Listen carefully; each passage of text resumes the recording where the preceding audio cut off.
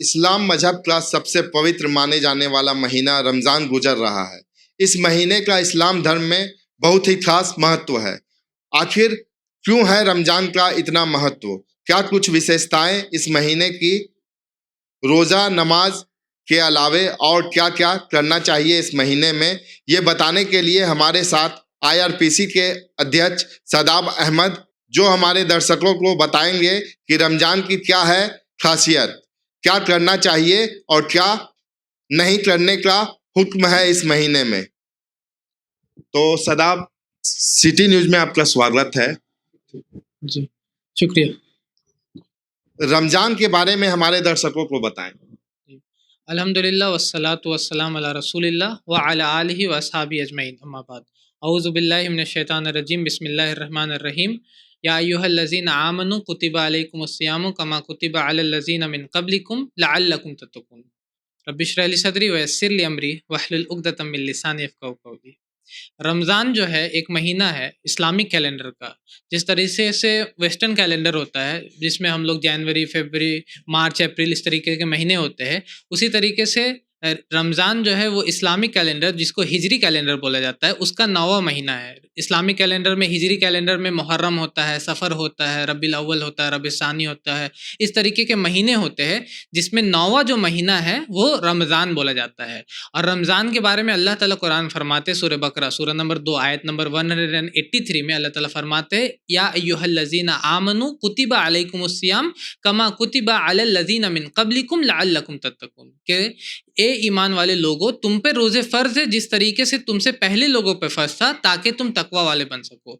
और उसके बारे में सही हदीस अगर आप पढ़िएगा, जो मोहम्मद सल्लल्लाहु अलैहि वसल्लम, नबी सल्लल्लाहु अलैहि वसल्लम के जिसमें वचन है, उनके कार्य है, वो क्या करते थे और किन बातों को उन्होंने हुक्म दिया, वो उसको हदीस हम लोग बोलते हैं। तो अगर आप हदीस पढ़िएगा सही अल बुखारी वॉल्यूम नंबर 3 हदीस नंबर 122, तो उसमें लिखा हुआ है, इज़ा जाअ रमज़ान, कि जब रमज़ान आता है तो जन्नत के दरवाजे खोल दिए जाते हैं। तो रमज़ान की बहुत फ़जीलत है। और इस महीने में सबसे अहम जो चीज़ है रमज़ान में वो ये है कि हम मुसलमान जो है वो रोज़ा रखते हैं। और उसके साथ साथ ये कुरान का भी महीना है, मग़फ़िरत का भी महीना है, दुआओं का महीना है। साथ ही साथ इसमें मुसलमान जो है ज़्यादातर ज़कात निकालते हैं। इसमें हम लोग तरावी यानी कि क़यामुल लैल करते हैं। तो बहुत सारी इसकी अज़मत और फ़जीलत है। रोज़ा का मकसद क्या है? रोज़ा का मकसद, जो ऑब्जेक्टिव बोला जाता है रोज़ा का क्या है, तो अल्लाह ताला खुद कुरान में फरमाते हैं, सूरह बकरा सूरह नंबर 2 आयत नंबर 183 में, कि या अय्युहल्लज़ीना आमनू, ओ ये बिलीव, ए ईमान वाले लोगों, तुम पे रोज़े फ़र्ज़ है जैसे कि तुमसे पहले लोगों पे फ़र्ज़ था, ताकि तुम तकवा वाला बन सको। तकवा बोला जाता है किसी चीज़ से बचने को। जैसे कि अगर कहीं पर आग लग जाए और आप उस आग से बचने के लिए कुछ चीज़ पहनते हैं, या आप उस आग से को दूसरी जगह नहीं फैलने के लिए कोई चीज़ में बीच में बैरियर देते हैं, तो उसी को उसको लिंग्विस्टिकली मतलब के लफ्ज़ी तौर पे तकवा उसी को बोला जाता है। तकवा का मतलब बहुत सारा तर्जुमा करने वाले लिखते हैं कि तकवा का मतलब अल्लाह का डर होता है। अल्लाह का डर ये नहीं कि अल्लाह के डर के हम लोग भागने लगे। अल्लाह का डर का मतलब ये होता है कि जैसे कि मैं अपनी माँ से इतने ज़्यादा मोहब्बत करता हूँ कि मैं ये डरता हूँ कि उनकी किसी भी बात के खिलाफ मैं काम नहीं कर दूं। तो अल्लाह से डरने का मतलब ये होता है कि आप अल्लाह से इतनी ज़्यादा मोहब्बत रखते हैं ताकि आप उनकी किसी भी बात के खिलाफ ना करो। उसी तरीके से अब्दुल्ला इब्न मसूद रज़ी अल्लाह ताला ने, एक सहाबी है, नबी सल्लल्लाहु अलैहि वसल्लम के कंपेनियन है, वो कहते हैं तकवा का मतलब ये है कि तुम अल्लाह की अताअत करो, अल्लाह की फरमा बरदारी करो और उसकी नाफरमानी मत करो, अल्लाह को याद रखो और उसको भुलाओ मत, यानी कि गॉड कॉन्शियस बनना। आज के टाइम में वेस्टर्न वर्ल्ड लोगों को मनी कॉन्शियस बनाता है। हम लोग बुक्स पढ़ते हैं, रिच डैड पुअर डैड, इस तरीके के बुक्स है जिसमें लोग को मनी कॉन्शियस, पैसे कॉन्शियस बनाया जाता है कि हर चीज़ में हम लोग पैसे को देखते हैं। लेकिन इस्लाम बोलता है कि हम लोगों को गॉड कॉन्शियस यानी कि अल्लाह को याद रखना होगा। जब आप अल्लाह को याद रखते हैं, जब आप तकवा रखते हैं, तो उससे ये होता है कि आप किसी के साथ नाइंसाफ़ी नहीं करते। आप जब भूखों को खाना खिलाते हैं, आप अपने से कमतर लोगों को भी देखते हैं और आप अपने से ऊपर वाले लोग जो है उनकी भी फरमाबरदारी करते हैं। तो ये सारी चीज़ें आप करते हैं। तो रोज़ा जब एक इंसान रखता है तो उसका एक अहम मकसद ये है कि वो तकवा हासिल कर सके। और नबी सल्लल्लाहु अलैहि वसल्लम भी फरमाते सही बुखारी में वॉल्यूम नंबर 3 हदीस नंबर 127 में, वो कहते हैं कि जो भी मल्लम यदअ कौल ज़ोर, कि जो भी झूठ बोलना और उस पर अमल करना छोड़ता नहीं है, तो ऐसे शख्स के भूखे रहने की अल्लाह को ज़रूरत नहीं। मतलब कि अगर आप भूखे हैं लेकिन आप झूठ बोल रहे हैं और उसी तरीके से आप झूठी गवाही दे रहे हैं, तो ऐसे शख्स के रोज़े की अल्लाह को ज़रूरत नहीं। तो मतलब जब आप रोज़ा रख रहे हैं तो हम लोग झूठ से बचते हैं, बुरी बातों से बचते हैं। उसी तरीके से अल्लाह के नबी फरमाते हैं कि अस्सौमुल जुन्ना, जो रोज़ा जो है वो एक शील्ड है। तो तुम में से जो रोज़ा रखे वो गाली गलौज नहीं करे, बुरी बात नहीं कहे, और अगर कोई उससे लड़ता भी है तब भी कहे कि आई एम फास्टिंग, मैं रोज़े से हूँ, मैं रोज़े से हूँ। तो मैं कहता हूँ कि अगर कोई सुबह से लेकर शाम तक ये कर सकता है, तो शाम से लेकर सुबह तक वो भी कर सकता, और अगर 1 महीना कर सकता है तो वो 24 महीना भी, मतलब 12 महीना भी कर सकता है। तो इसलिए हम कहते हैं इसका एक अहम मकसद, ये मकसद तो बहुत सारे हैं, लेकिन एक अहम मकसद रोज़ा का ये है कि आप तकवा वाले बन सके, अल्लाह से डरने वाले बन सके, गॉड कॉन्शियस बन सके। रोजा रखने का साइंटिफिक फायदा क्या है? रोज़ा रखने का बहुत सारे फ़ायदे हैं, जैसे कि मैंने एक बोला कि तकवा हासिल होता है, उसी तरीके से अल्लाह की रज़ा हासिल होती है। और आप साइंटिफिकली भी अगर हम बात करें, तो बहुत सारे लोग ये सोचते हैं कि रोज़ा रखने से हम लोगों को तकलीफ़ होता होगा या बॉडी को परेशानी होती होगी, लेकिन बहुत सारी चीज़ों में बॉडी को परेशानी होती है। जैसे कि अगर कोई जॉगिंग कर रहा है, सुबह-सुबह मैं उठता हूँ और देखता हूँ कि रोड पे कोई जॉगिंग कर रहा है, तो मैं उसको बोलता हूँ कि आप ये तकलीफ़ क्यों उठा रहे हैं? तो क्योंकि उससे उसको कुछ फ़ायदे होते हैं। तो उसी तरीके से रोज़ा आदमी जब रखता है तो भूखे भले रहता है, लेकिन उससे बहुत सारे फिज़िकल बेनिफिट्स है। जैसे कि जब वो रोज़ा रखता है एक मुसलमान, तो उसका पेट जो साल भर काम करता है, उसको 1 महीना मिलता है रेस्ट करने का। उस 1 महीने में उसके पेट को, स्टमक को आराम मिलता है। साथ ही साथ जब वो रोज़ा रखता है तो रोज़ा से उसका मेटाबॉलिज्म स्टिमुलेट होता है, यानी कि जो उसके बॉडी में कुछ ऐसे वीक और डेड सेल है जो उसके बॉडी में है, वो खत्म हो जाते हैं और साथ ही साथ न्यू सेल फॉर्म करता है। रोज़ा रखने से और भी बहुत सारी फ़ायदे होते हैं। उसका बहुत सारी बीमारियां हैं जिसको मतलब जो फ़ायदेमंद होता है, जिसमें जैसे कि अगर वो किसी को नॉन इंसुलिन बेस्ड डायबिटीज़ हो, या उसी तरीके से कार्डियोवास्कुलर डिजीज़ हो, या उसी तरीके से किसी को मोटापे की प्रॉब्लम हो, या आर्थराइटिस की प्रॉब्लम हो, या उसी तरीके से अस्थमा का प्रॉब्लम हो, या कुछ स्किन डिसऑर्डर जैसे कि ल्यूपस हो, तो इन सब चीज़ों में रोज़ा अगर कोई रखता है तो ये सारी बीमारियों से भी फ़ायदा देता है। और साथ ही साथ मैंने बोला कि रोज़ा रखने से और भी मेटाबॉलिज्म उसका स्टिमुलेट होता है, जो उसके बॉडी में टॉक्सिन्स बन जाते हैं बहुत, मतलब हम लोग क्योंकि साल भर खाते रहते हैं, तो उससे बॉडी में जो टॉक्सिन्स क्रिएट हो जाते हैं या जो डेड और वीक सेल क्रिएट हो जाते हैं, वो हट जाता है और साथ ही साथ न्यू सेल्स फॉर्म करते हैं। और साइकोलॉजिकली अगर देखा जाए, ज़हनी तौर पर भी अगर हम देखें, तो रोज़ा जब एक इंसान रखता है तो वो अपनी चीज़ों से, मतलब अगर कोई सिगरेट पी रहा है तो सिगरेट नहीं पीता सुबह से लेकर शाम तक। अगर किसी को शराब पीने की आदत है तो वो शराब से बचता है, बहुत सारी चीज़ों से बचता है वो। तो ये बहुत ही अच्छा मौका रहता है उसको उन चीज़ों को छोड़ने के लिए, सिगरेट को, तंबाकू को, जो चीज़ों को वो आम दिन में नहीं छोड़ सकता। तो साइकोलॉजिकली भी वो मतलब स्ट्रांग होता है रोज़ा की वजह से, उसका विल पावर स्ट्रांग होता है। और साइकोलॉजिस्ट ये बोलते हैं कि if you can control your hunger, कि अगर आप अपने भूख पे काबू रख सकते हैं तो आप कोई भी अपने डिज़ायर पे काबू रख सकते हैं। किन किन लोगों पे रोजा फर्ज है? रोज़ा हर वो मुसलमान जो कि आकिल हो, जो कि इंसेन नहीं हो, जो कि सेन हो, और साथ ही साथ वो बालिग हो, अडल्ट हो, तो उस पे रोज़ा फ़र्ज़ होता है। और साथ ही साथ अल्लाह ताला फरमाते कुरान में सूरह बकरा सूरह नंबर 2 आयत नंबर 184 में कि अय्याम मादूदात फमन कान मिनकुम मरीज़न औ अला सफ़रिन फ़इद्दतुम मिन अय्यामिन उखर, कि कुछ दिन, मतलब कि 12 महीने में 1 महीने तुमको रोज़ा रखना है, लेकिन अगर कोई मरीज़ हो, यानी कि अगर कोई बीमार हो या सफ़र पे हो, तो वो रोज़ा बाद में उसको पूरा कर सकता है। तो अगर कोई से मतलब रोज़ा रखने की कंडीशन में, एक तो वो मुस्लिम हो, साथ ही साथ वो मतलब कि इंसेन नहीं हो, मतलब कि पागल नहीं हो, और उसके साथ साथ बालिग हो, और साथ साथ वो ट्रैवलर नहीं हो, मतलब सफ़र पे नहीं हो, और एक चीज़ ये कि वो मरीज़ नहीं हो। तो ये कंडीशन हो जाते हैं उन लोगों के लिए जो कि रोज़ा रखने चाहते हैं। और अगर औरतों को देखा जाए तो औरतों में कुछ कंडीशंस एक्स्ट्रा हो जाते हैं, जैसे कि वो मेंस्ट्रुएशन पीरियड में नहीं हो, और प्रेग्नेंट नहीं हो, या उसी तरीके से ब्रेस्ट फीडिंग नहीं कर रही हो। तो ये सारी कंडीशन औरतों के लिए एक्स्ट्रा छूट उनको दिया जाता है कि उन कंडीशन में वो रोज़ा नहीं रख सकती, लेकिन बाद में उनको रोज़ा को पूरा करना रहता है। हमारे दर्शकों को बताएं, कुरान, ज़कात, फितरत क्या है? कुरान इस्लाम का एक धर्म ग्रंथ है, और कुरान इसी महीने में, जो रमज़ान का महीना है, इसी में कुरान नाजिल हुआ था। अल्लाह ताला कुरान में फरमाते हैं सूरह बकरा सूरह नंबर 2 आयत नंबर 185 में, शहरु रमज़ान अल्लज़ी उनज़िला फ़ीहिल कुरान, कि रमज़ान वो महीना है जिसमें कुरान नाजिल हुआ।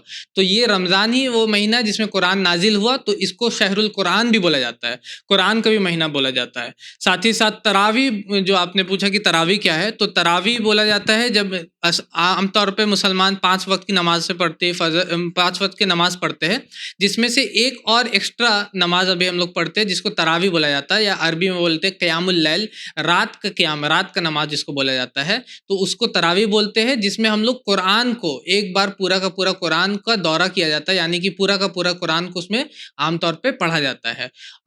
और ज़कात बोलते हैं, ज़कात भी एक पिलर है इस्लाम का। ज़कात का मतलब होता है कि अगर एक मुसलमान के पास निसाब के ऊपर, निसाब बोला जाता है एक फिक्स्ड अमाउंट के ऊपर अगर पैसा है उसके पास, और 1 साल गुजर जाता है, लूनर कैलेंडर के हिसाब से 1 साल गुजर जाता है, तो उस पे उसको ज़कात निकालना पड़ता है। निसाब क्या है? निसाब होता है गोल्ड, अलग-अलग चीज़ों का अलग-अलग निसाब है। जैसे सोना का निसाब है 85 ग्राम्स, मतलब 85 ग्राम के ज़्यादा आपके पास सोना है तो आपको उसमें ज़कात देना होगा 2.5% जो आपका ज़कात, उससे ज़्यादा जो पैसा है उसमें 1 साल जो गुजर जाता है। अगर चांदी का निसाब है 600, ऑलमोस्ट 600, 595 ग्राम्स, या कुछ लोग बोलते हैं 620 ग्राम्स, तो उससे ऑलमोस्ट 600 ग्राम हम लोग बोल सकते हैं। उससे ज़्यादा अगर आपके पास चांदी है तो उस पे आपको ज़कात दिया जाता है 2.5%। और कैश अगर आपके पास पैसा है तो जो भी चांदी या सोना का जो निसाब है जो उसकी कम है उसके हिसाब से आपको ज़कात देना होगा। और ज़कात मैं बोलता हूँ कि अभी मैं आज ही का एक आर्टिकल पढ़ रहा था, अडानी की तरफ से एक स्टेटमेंट आया कि 2050 तक हम इंडिया से गरीबी को मिटा देंगे। मैं कहता हूँ कि अगर हम सिर्फ एक जो इंडिया के सबसे रिचेस्ट इंसान है या दुनिया के रिचेस्ट इंसान है, जेफ बेजोस मान के चलते हैं, या एलन मस्क जो है, अगर हम सिर्फ उनको ज़कात देने को बोल दे 2.5%, तो मैं बोलता हूँ कि अक्सर दुनिया के जो अक्सर गरीब है उससे हम लोग गरीबी को दूर कर सकते हैं। तो ये ज़कात का मतलब फ़ायदा है कि एक आदमी पर सिर्फ, और आप सोच सकते हैं कि अगर हर लोग ज़कात देने लगे 2.5% अपना, तो हम दुनिया से गरीबी को मिटा सकते हैं। जी, रमजान में शब कदर का क्या है? शब कदर बोला जाता है मतलब कि तकदीर वाली रात को। अल्लाह ताला कुरान फरमाते हैं सूरह नंबर 97 में कि इन्ना अंज़लनाहु फ़ी लैलतिल क़द्र, कि बेशक हमने कुरान को लैलतुल क़द्र, शब कदर में नाजिल किया। मतलब कि शब कदर की वाली रात में ही शुरुआत हुई थी कुरान का नाजिल होने का।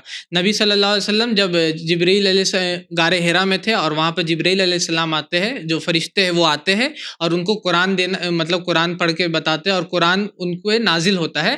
तो उसी रात से क्योंकि कुरान नाजिल होना शुरू हुआ, और कुछ स्कॉलर्स बोलते हैं कि उसी रात से लौहे महफूज में से कुरान को पहले निचले आसमान में लाया गया था, इसलिए उसको बोला जाता है कि ये कदर वाली रात है। और अल्लाह ताला कुरान फरमाते हैं वमा अदराका मा लैलतुल क़द्र खैरुम मिन अल्फ़ि शहर, कि लैलतुल क़द्र जो है 1000 महीनों से बेहतर है।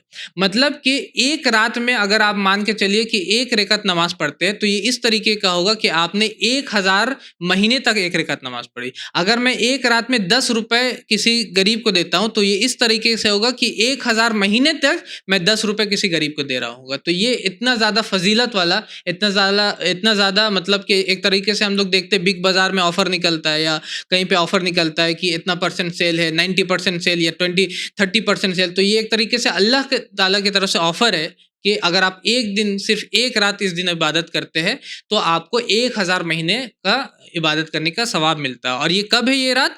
तो ये जो 21वां, 23वां, 25, 27 और 29, मतलब ऑड नाइट जो होते हैं रमज़ान के आखिरी अशरा का, उसमें से कोई भी एक रात इसको जिसको है जो कि शब कदर की रात। अच्छा सदाब, सबसे ज़रूरी बात, अगर कोई गलती से रोजे में खा ले या पी ले तो क्या रोज़ा टूट जाता है? अगर कोई गलती से रोज़े में खा पी ले तो उसका रोज़ा नहीं टूटता। अल्लाह के नबी फरमाते हैं सही हदीस में कि अगर कोई शख्स गलती से खा पी ले तो उसको अपना रोज़ा पूरा करना चाहिए, मतलब कि उस दिन पूरा रोज़ा अपना पूरा करे, क्योंकि उसे अल्लाह ने खिलाया और पिलाया है। ये सही बुखारी की हदीस है। तो इसलिए अगर कोई गलती से खाना पीना खा लेता है तो वो रोज़ा उसका टूटता नहीं है। अच्छा, हमारे मुल्क में जो माने जो आज जो चल रहा है, आप रमज़ान के मौके पर हमारे दर्शकों को क्या संदेश देना चाहेंगे? रमज़ान के मौके पे मैं यही बोलना चाहता हूँ कि हमारे मुल्क में जिस तरीके से मतलब कि जो माहौल है या जिस तरीके से नफ़रत फैलाया जा रहा है या जिस तरीके से हम लोगों में कम्युनिकेशन गैप है कुछ मतलब कि लोगों के अंदर में, तो हम लोग रमज़ान में मैं यही मैसेज देना चाहता हूँ कि ये कुरान का महीना है, तो हम लोगों को चाहिए कि कुरान को ज़्यादा से ज़्यादा पढ़े, समझे और भी लोगों तक कुरान के मैसेज को पहुँचाए। क्योंकि कुरान बहुत सारे लोग ये समझते हैं कि ये सिर्फ मुसलमानों की किताब है, तो ऐसा नहीं है। कुरान में बहुत सारे जगह पे अल्लाह ताला फरमा रहे या अय्युहन नास, ओ ह्यूमन काइंड या अय्युहन नासो इन्ना खलकनाकुम मिन ज़करिन व उनसा, ए इंसानों हमने तुम्हें एक माँ और एक बाप से पैदा किया, फिर तुमको ग्रोह और कबीलों में बांट दिया। मतलब दुनिया में जितने भी इंसान हैं सब एक माँ और एक बाप के औलाद है। मतलब दो जो भी इंसान है, चाहे वो कहीं का भी हो, चाहे वो किसी भी धर्म का हो, वो आपका भाई है। ये कुरान आपको बताता है। तो मैं यही मतलब कि अपना मैसेज देना चाहता हूँ लोगों को कि लोगों को दूसरों की बात में ना आकर के खुद से पढ़ना चाहिए, खुद से लोगों को जानना चाहिए और खुद से ये समझना चाहिए कि क्या चीज़ मतलब कि जो भी बताया जा रहा है, या कोई अगर किसी को मिसकोट कर रहा है या कुरान को ही या किसी भी बात को मिसकोट कर रहा है किसी अपने इंटरेस्ट के लिए, पॉलिटिकल इंटरेस्ट के लिए या इकोनॉमिक इंटरेस्ट के लिए, तो हम लोगों को उनकी बात में ना आकर के खुद अपने लोगों को समझना चाहिए, एक दूसरे को समझना चाहिए, एक दूसरे को जानना चाहिए। और क्योंकि ये महीना दुआओं का भी महीना है, तो मैं ये भी अपील करना चाहता हूँ अपने भाइयों से कि ये अल्लाह से ज़्यादा दुआ भी करे, ताकि जो भी मतलब कि जिस तरीके का भी माहौल है उसको अल्लाह ताला दूर करे और इस मुल्क में, हमारे मुल्क में शांति, सलामती और भाईचारा उसको कायम रखे और हमारे मुल्क को ज़्यादा से ज़्यादा तरक्की दे। तो हमारे साथ थे अभी IRPC के अध्यक्ष सदाब अहमद, जिन्होंने बताया कि रमज़ान में क्या करना चाहिए और क्या नहीं करना चाहिए, और देश को एक अच्छा संदेश दिया है इन्होंने।